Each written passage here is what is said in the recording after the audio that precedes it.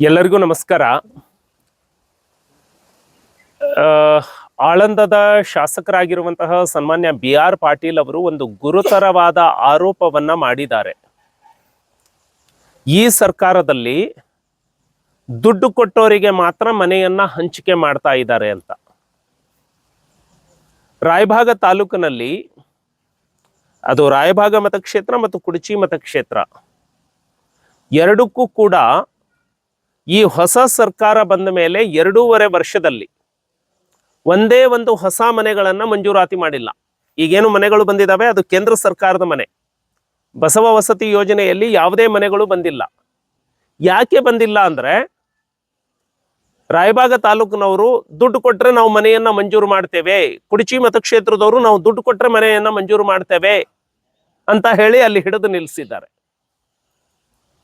ಹಿಂದೆ ನಮ್ಮ ಅವಧಿಯಲ್ಲಿ ಮಂಜೂರಾದಂತಹ ಮನೆಗಳಿಗೆ ಪೂರ್ಣ ಹಂತದ ಹಣವನ್ನು ಕೂಡ ಬಿಡುಗಡೆ ಮಾಡ್ತಾ ಇಲ್ಲ.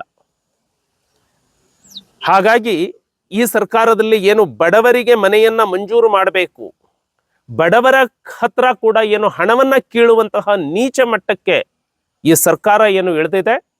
ಇದರ ವಿರುದ್ಧ ನಾಳೆ ಸೋಮವಾರ 23ನೇ ತಾರೀಕು ಬೆಳಿಗ್ಗೆ 10 ಗಂಟೆಗೆ ಒಂದು ಪ್ರತಿಭಟನೆಯನ್ನ ಇಟ್ಕೊಂಡಿದ್ದೇವೆ.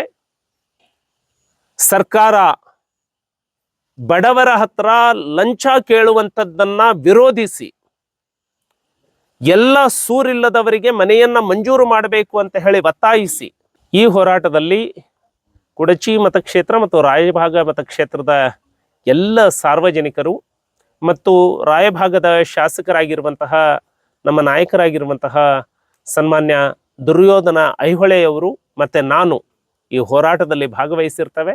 ರಾಯಭಾಗದ ಅಂಬೇಡ್ಕರ್ ಸರ್ಕಲ್ನಿಂದ ತಾಲೂಕು ಕಾರ್ಯಾಲಯದವರೆಗೆ ಒಂದು ಬೃಹತ್ ರ್ಯಾಲಿಯನ್ನ ಮಾಡೋದ್ರ ಮೂಲಕ ಅಲ್ಲಿ ಅಧಿಕಾರಿಗಳಿಗೆ ಮನವಿಯನ್ನ ಸಲ್ಲಿಸ್ತಾ ಇದ್ದಾವೆ.